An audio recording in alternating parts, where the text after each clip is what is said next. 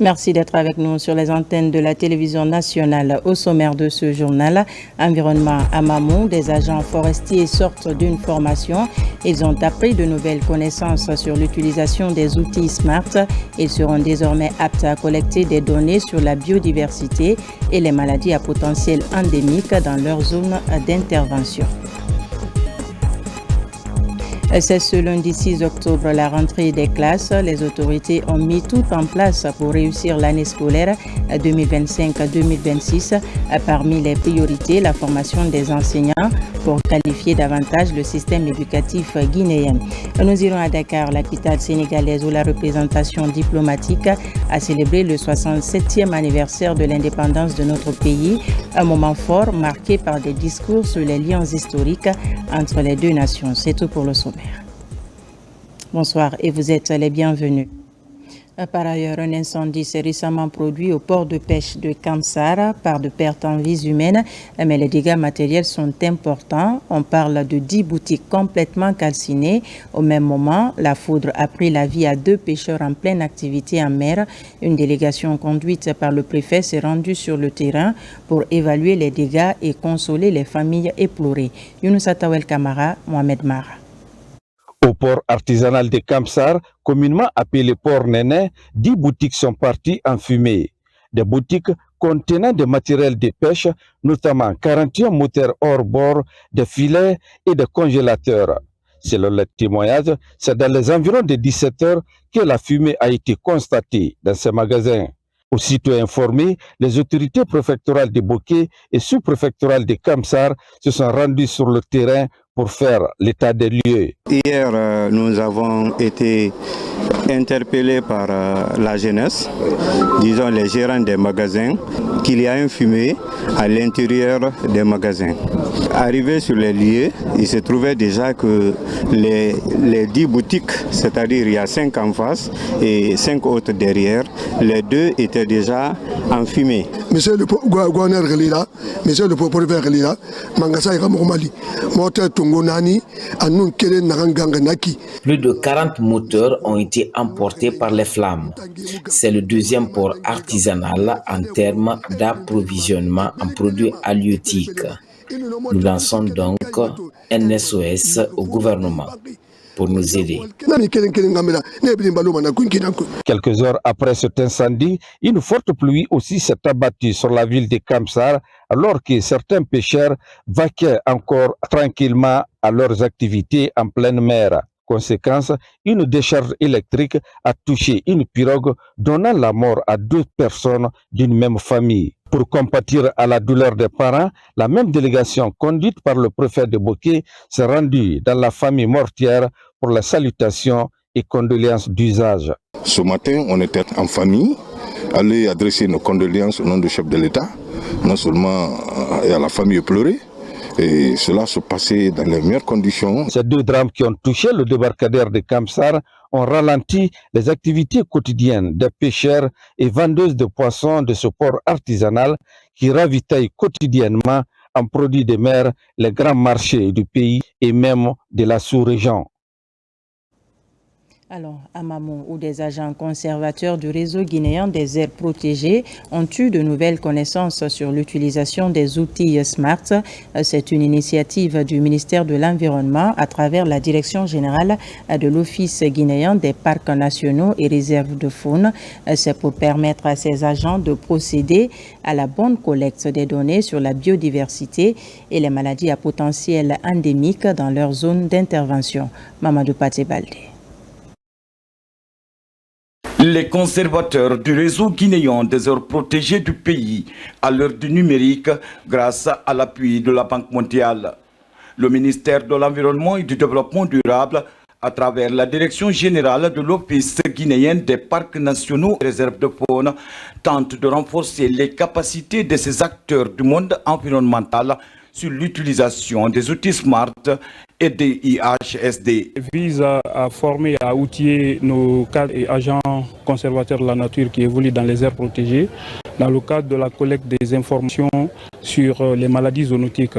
Les outils SMART et DIHSD ont été développés par le ministère de la Santé et de l'Hygiène publique dans le cadre de la mise en œuvre du projet One Health, une seule santé. En Guinée, par exemple, on a déjà mis en place cet outil depuis 2018, mais les questions maintenant de l'étendre au niveau de l'ensemble des protégés.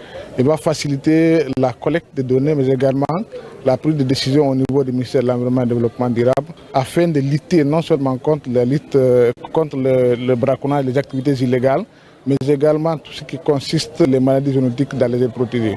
La sauvegarde des espèces de faune et de flore ainsi que l'amélioration des conditions de santé des populations sont des priorités du chef de l'État, le général d'armée Mamadi Doumbouya. Votre engagement sera déterminant pour alimenter de manière fiable les plateformes One Health et RECAP et ainsi contribuer à la préservation de notre patrimoine naturel.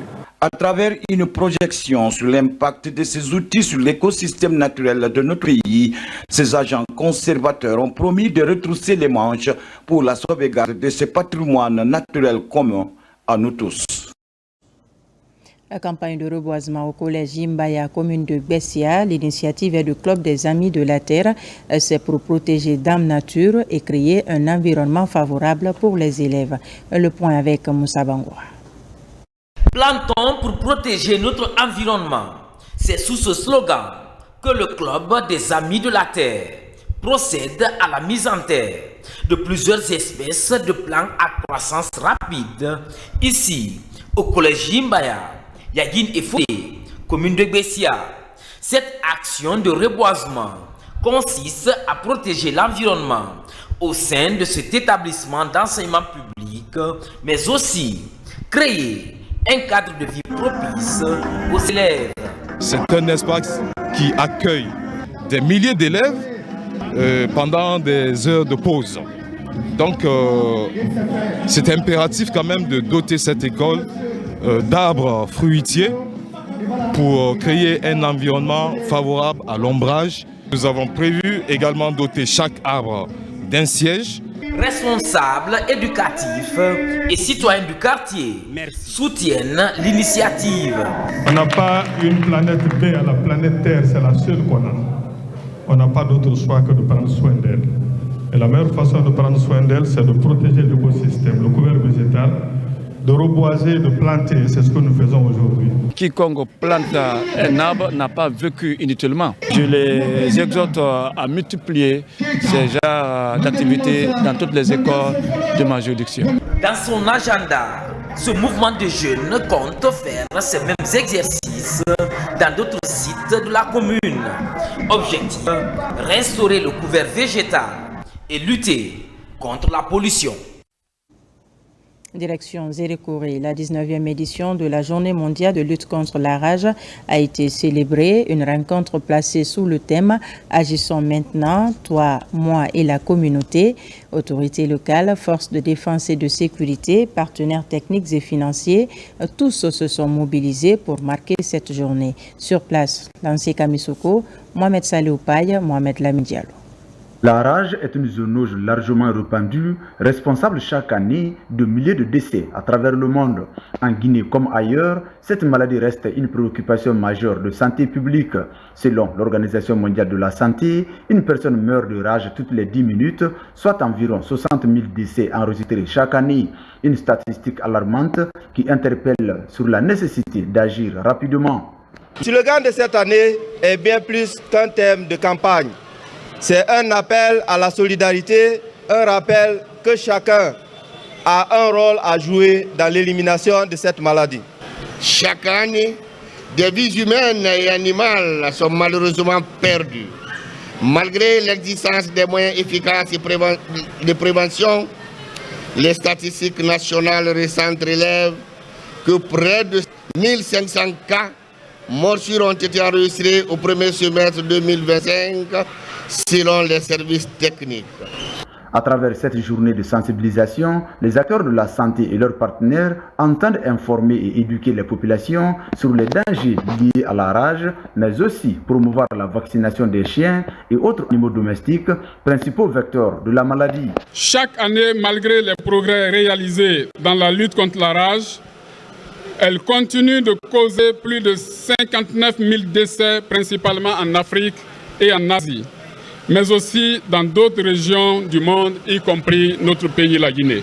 La journée mondiale contre la rage, célébrée partout dans le monde le 28 septembre, commémore la mémoire de Louis Pasteur, le scientifique qui a mis au point le premier vaccin contre cette maladie. La célébration de cette 19e édition vise donc à renforcer l'engagement collectif face à ce fléau.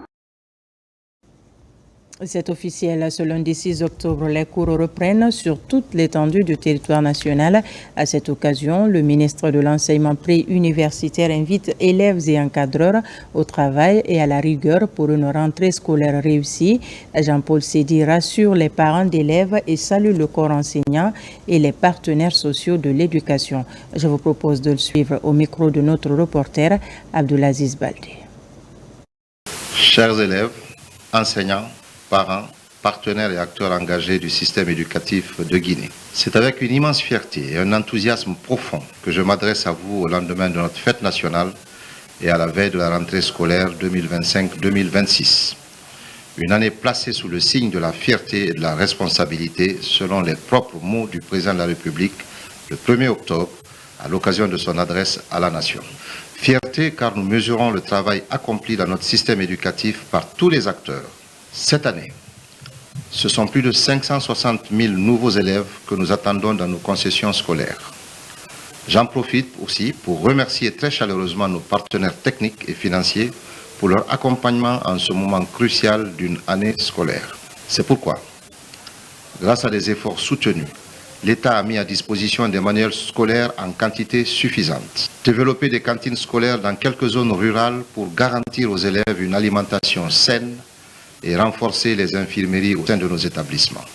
Je vous invite tous et toutes, élèves, enseignants, parents, partenaires sociaux, techniques et financiers, à faire de cette année scolaire une véritable réussite collective, une année de paix, de progrès et d'espoir. Je vous souhaite une rentrée scolaire 2025-2026 pleine de succès et de réussite. Vive l'éducation guinéenne, vive la République. Je vous remercie. Nous sommes donc à quelques heures seulement de la rentrée officielle des classes. Les préparatifs vont bon train dans le secteur de l'éducation. Parmi les activités, la formation des enseignants de franco-arabe, un programme soutenu par la chaire de l'ISESCO de l'Université générale Lansana Conté de Somfonia. Voici les explications d'Ismaël Nabé et Marwan Kamara. Au lycée-collège 1er mars de Matam, plusieurs enseignants de franco-arabe suivent avec attention les modules dispensés par les encadreurs pédagogiques. La session porte sur les compétences nécessaires à la qualification académique et pédagogique des enseignants dans le domaine de la langue arabe. C'est un accompagnement de la chaire de l'ISESCO de l'Université générale Lansana Conté de Somfonia à travers l'ISESCO de Maroc. L'objectif principal pour l'ISESCO, c'est quoi? C'est d'accompagner l'éducation guinéenne, c'est d'accompagner les formateurs afin qu'ils puissent être à la hauteur demandée par les élèves dans les salles de classe. Nous serons à Kindia pour aussi former au moins 80 enseignants dans le domaine de l'enseignement arabe. Je voudrais que de tels ateliers soient pérennisés. 3 à même 4 fois par an, c'est bon, pour renforcer la capacité des enseignants. On dit tant vaut l'école, tant vaut la nation.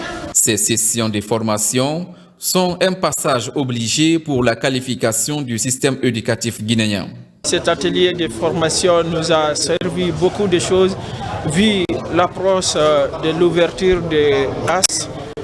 Nous avons eu beaucoup d'idées comment reprendre les cours avec les enfants. Nous savons tous que la qualité d'un système éducatif repose d'abord sur la compétence des enseignants. À la fin de cette formation, ces enseignants retournent dans leurs écoles pour mieux accueillir les élèves. Une étape essentielle pour garantir une rentrée scolaire réussie et un enseignement de qualité dans les écoles franco-arabes du pays. Dans la mise en œuvre de son projet Mixitech, l'ONG Entreprendre Ensemble a offert un important lot de kits scolaires. 400 élèves sont bénéficiaires et les équipes d'encadrement des établissements Djibril Tamsir Niane de Kipé. Le geste vise à aider les parents à réussir la rentrée scolaire de leurs enfants. Saint-Martin Fancinadouno, Kandesila. À la veille de la rentrée scolaire de l'année académique 2025-2026, l'ONG Entreprendre Ensemble a procédé à une distribution de fournitures scolaires aux élèves de plusieurs établissements ciblés dans le but d'encourager le déploiement national de son programme Mixitech, sciences, techniques, ingénierie, arts, mathématiques et physique. L'objectif, c'est pour permettre aux élèves d'avoir des outils nécessaires pour faciliter leur rentrée scolaire. Comme vous le savez, c'est un programme qu'on a commencé depuis l'année dernière, où on a distribué 200 fournitures scolaires à 200 élèves du lycée Djibril Tamsir Niane de Kipé. Et vu l'engouement, les retours que nous avons eus, ça nous a réconfortés. Recevoir un sac le matin là m'a fait très plaisir.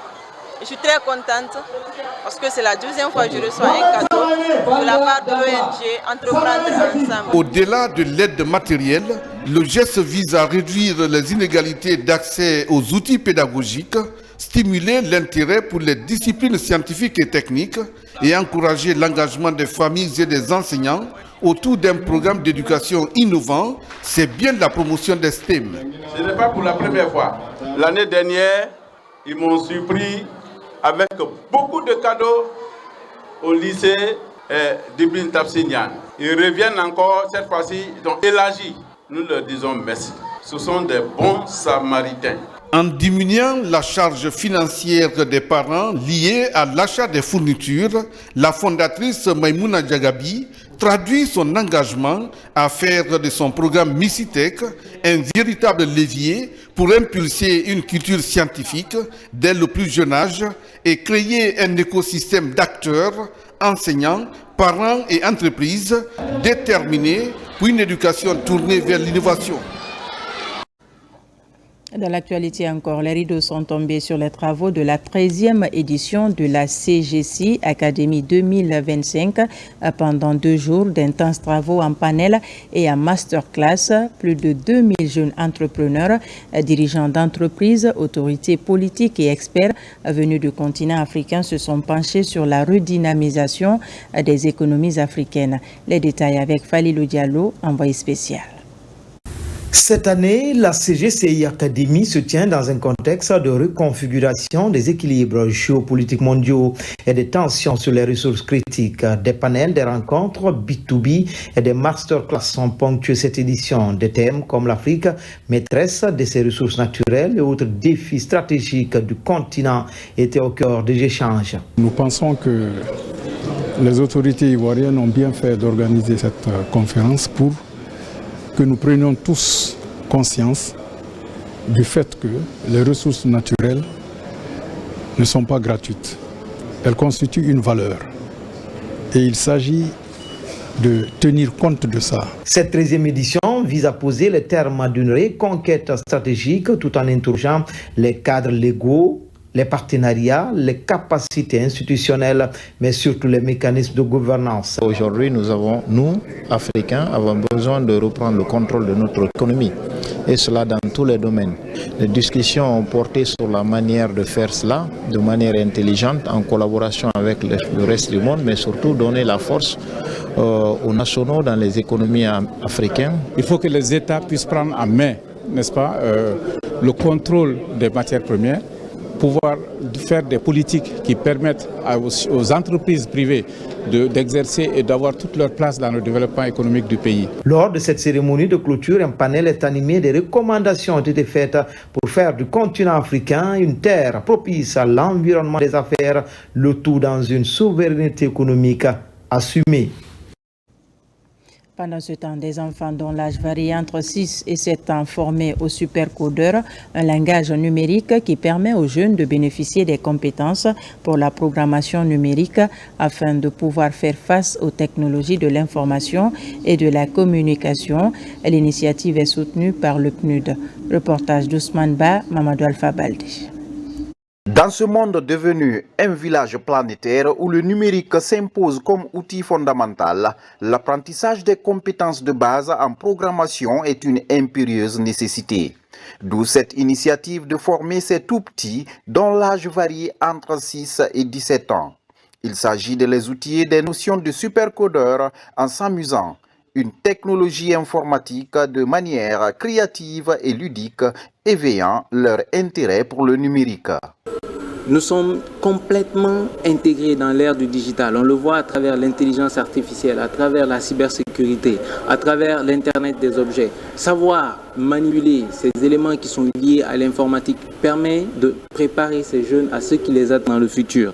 Le supercodeur permet de découvrir un langage de programmation graphique comme le Scratch, une initiative soutenue par le PNUD. L'avenir de l'éducation, c'est ceux qui maîtrisent l'informatique, l'intelligence artificielle, le codage. Donc pour nous, c'est juste contribuer une petite quelque chose complémentaire à l'éducation de nos enfants. Espérons qu'ils vont continuer à s'intéresser. Nous avons travaillé sur un logiciel du nom de Scratch. Dans ce logiciel, il y a plusieurs blocs de codage, il y a des sprites. On nous a montré comment mettre ces sprites en mouvement, comment les contrôler, les ajuster des rôles dans les mouvements. On a vu aussi comment créer des jeux vidéo. Cette formation récompensée par des certificats va susciter l'intérêt des jeunes pour les nouvelles technologies.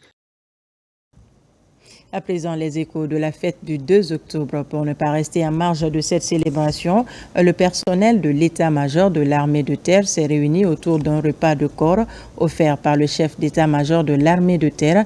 Le général de division Abdoulaye Keïta s'est ensuite rendu dans les familles de ses compagnons d'armes alités pour leur témoigner de sa solidarité et de sa fraternité. Lieutenant Lamine Sana Kamara, correspondant de la presse militaire. La République de Guinée célèbre ses 67 années de fierté, de patriotisme et de dignité sous le thème « S'inspirer du passé pour construire le futur ensemble ». Souveraineté économique. À l'état-major de l'armée de terre, la fête s'est poursuivie par un banquet. Banquet offert par le chef d'état-major de l'armée de terre à son personnel. Les retrouvailles se sont déroulées dans une ambiance empreinte de fraternité d'armes. Cette fête nous fait revivre le passé de nos ancêtres. Nous tenons à vous remercier ce matin solennellement, tout en vous souhaitant bonne fête à vos différentes familles, santé pour notre chef de l'État et les autorités administratives.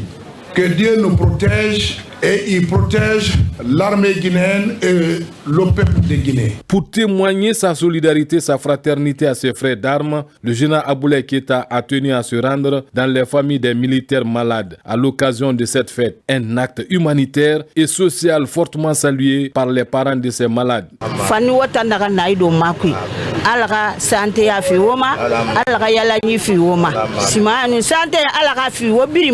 La volonté des autorités militaires sous le leadership du général d'armée Mamadi Doumbouya a créé et amélioré les conditions de vie et de travail de la troupe se matérialise à travers les actes posés sur le terrain. Dans la ferveur de cette célébration, l'ambassade de Guinée au Sénégal a organisé une cérémonie officielle. Autorités sénégalaises, membres du corps diplomatique et ressortissants guinéens ont pris part à la soirée, un moment fort marqué par des discours sur les liens historiques entre nos deux nations. Noumousso Diakité. La date du 2 octobre est un symbole fort pour la Guinée. Sa commémoration dans la capitale sénégalaise a été l'occasion pour l'ambassadeur Mandjoujou Baté de s'exprimer devant le corps diplomatique, les autorités sénégalaises et les compatriotes en rappelant l'engagement et l'audace de la Guinée à assumer ses décisions souveraines. Cette date inoubliable marque un tournant décisif et de grande portée dans l'histoire de la République de Guinée. Ainsi, à cette heureuse occasion, Je tiens à rendre un hommage mérité à nos illustres disparus et combattants infatigables qui, grâce à leur unité et leur détermination, avaient brandi très haut l'étendard de la liberté et restauré la dignité humaine. Le représentant de l'État sénégalais, pour sa part, n'a pas manqué de souligner la vitalité des liens séculaires qui unissent le Sénégal et la Guinée. Le Sénégal et la Guinée sont unis par une proximité géographique et historique, renforcée par l'héritage d'une culture ancestrale partagée, enracinée dans nos traditions. Le fleuve qui porte le nom de notre pays, le Sénégal, jaillit de votre terre, dans les majestueux contreforts du Fouta Djallon. Cette célébration du 67e anniversaire de l'indépendance de la République de Guinée, organisée à Dakar, a également permis de mettre en lumière la position stratégique, économique et diplomatique de notre pays au sein d'une Afrique résolument tournée vers l'avenir et l'émancipation.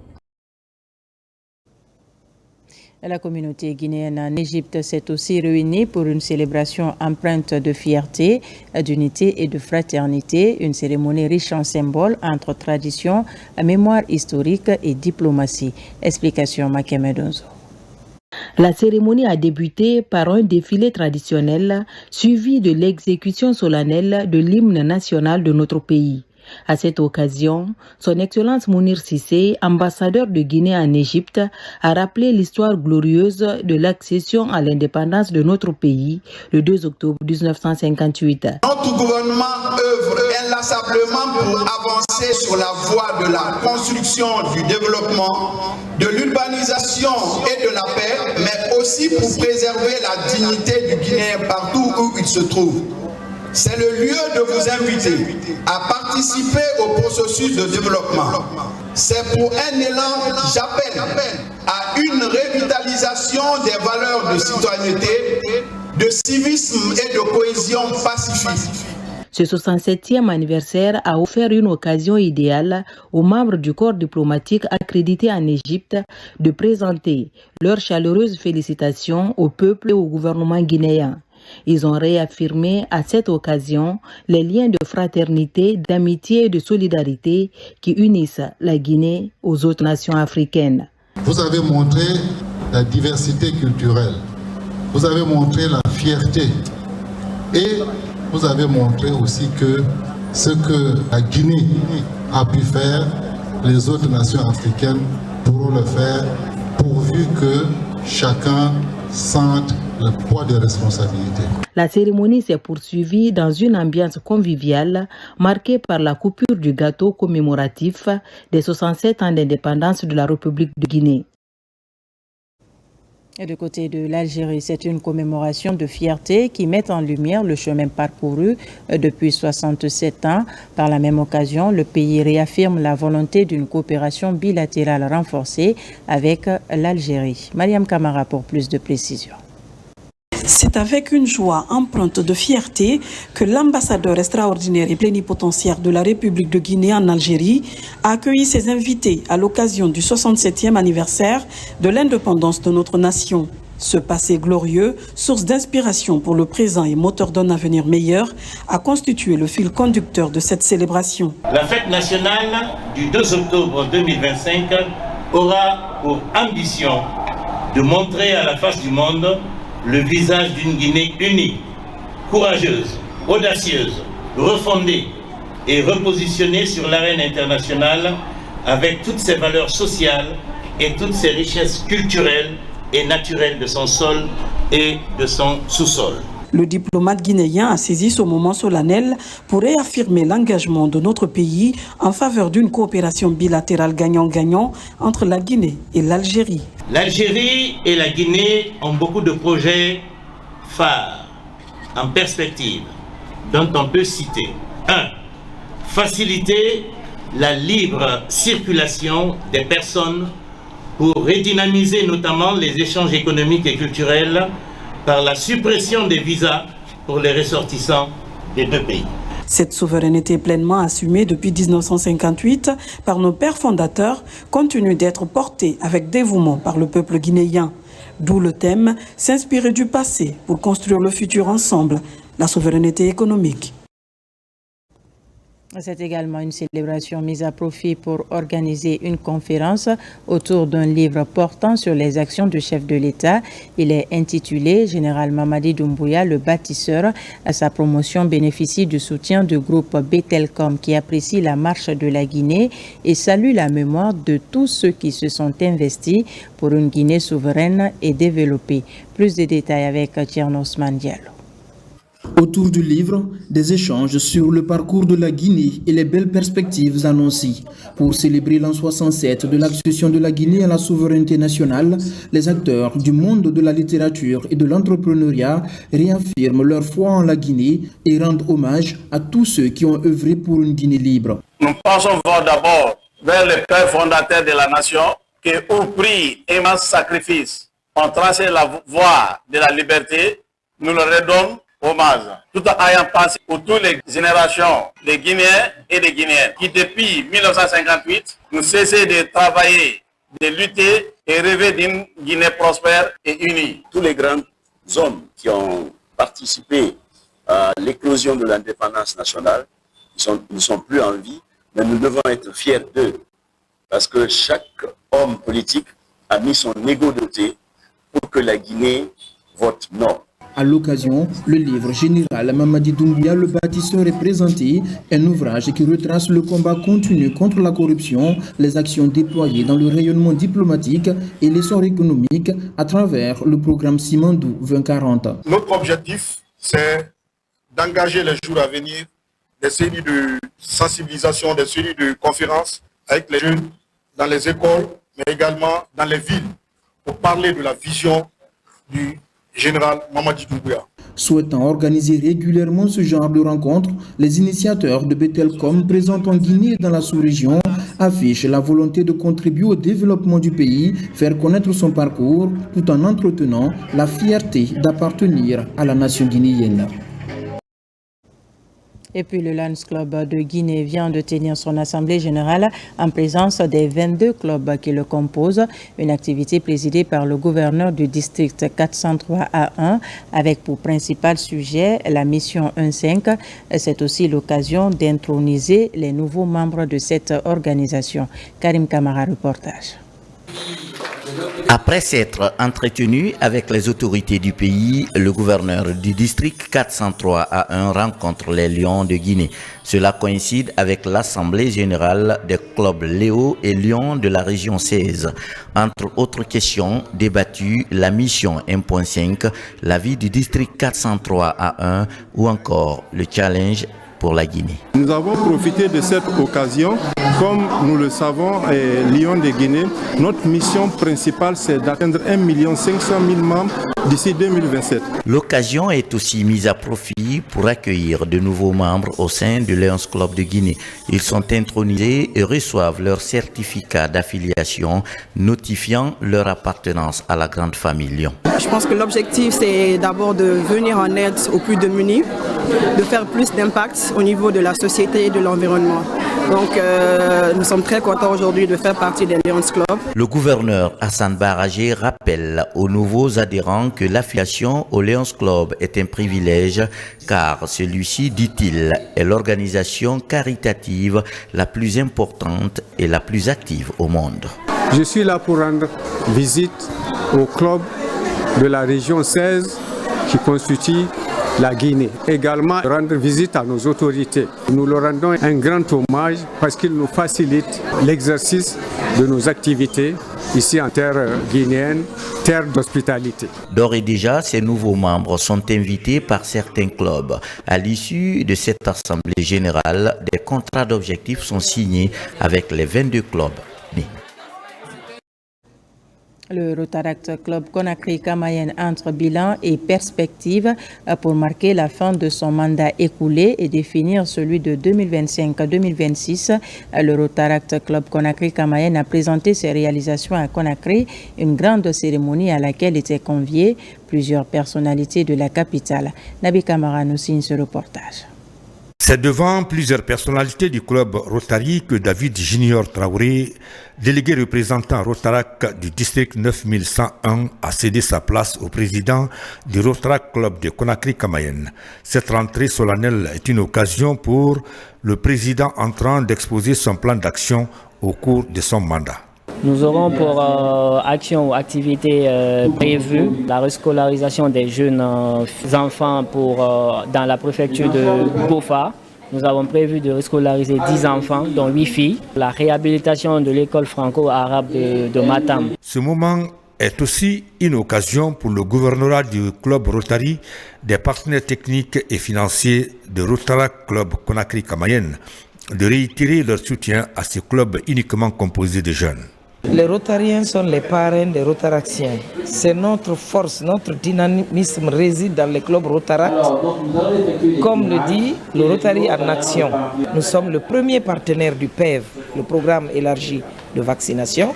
C'est un témoignage d'engagement rotarien par rapport à tout ce que nous faisons pour la collectivité, à tout ce que nous faisons pour la société. Parce que le Rotary incarne un certain nombre de valeurs, l'amitié, le service, le leadership, l'intégrité. La rentrée solennelle du Rotarac Club Conakry-Camayen a été sanctionnée par la remise des satisfecits aux différents partenaires qui ont accompagné le club durant le précédent mandat allant de juillet 2024 à juillet 2025. Et pour terminer, en Espagne, des artistes guinéens ont offert au public une prestation inédite à l'Opéra de Barcelone. C'était en marge des travaux de la 2e édition du sommet mondial sur la culture. Au rythme des instruments traditionnels, l'artiste Sekouba Bambino Diabaté a plaidé pour un monde juste et en paix. Mohamed Souma, Amadou Touré. En marge des travaux du sommet de Mondial Culte, la star de la musique guinéenne Sekouba Bambino Diabaté, invité prestige, a livré une prestation inédite ici à l'Opéra de Barcelone pour davantage marquer la place de la culture guinéenne au rang des grandes nations du monde, une fierté du rouge-jaune-vert. Sekouba Bambino Diabaté fait sûrement partie de l'un de nos plus brillants brandings à l'étranger. Il l'a démontré aujourd'hui à l'Opéra de Barcelone, au sommet donc du monde, en portant les valeurs artistiques et culturelles de la République de Guinée. À l'UNESCO, et donc je pense que cette voie en tout cas va porter et va permettre au monde entier en général de retrouver la paix et en particulier notre pays, la Guinée. Au rythme de la kora, du bolon et du guimbé, la Guinée a émerveillé le public du sommet mondial de la culture à travers cette prestation légendaire du griot et ambassadeur Sekouba Bambino Diabaté qui plaide pour un monde juste et en paix. Si on parle de la Guinée et du Mali aujourd'hui, pour ce grand rendez-vous, je crois que c'est une bonne chose pour l'Afrique. En tout cas, c'est une bonne chose, on est là pour la paix. Et il faut qu'on se donne la paix, il faut qu'il y ait la paix dans le monde entier. Que la culture, c'est la solution pour la paix dans ce monde-là. Nous sommes là encore une fois pour que Conakry devienne ville créative de l'UNESCO et je pense que Bambino pourra bel et bien représenter cette ville de Conakry avec un beau livre qu'on va faire sur son parcours. Les voix des griots guinéens, autrefois vecteurs de paix et de résolution à travers le monde, comme celle de l'icône Elhadji Sorikandia Kouyaté, sont imitées par la nouvelle génération, portée par les têtes d'affiche comme Sekouba Bambino Diabaté, ici à l'Opéra de Barcelone. Voilà qui m'a fait à ce journal. Merci de nous avoir reçus chez vous. L'actualité se poursuit sur notre site, le www.rtgguinée.info. Je vous dis à très vite pour d'autres informations de la Guinée, notre paradis, terre de richesse et d'innovation.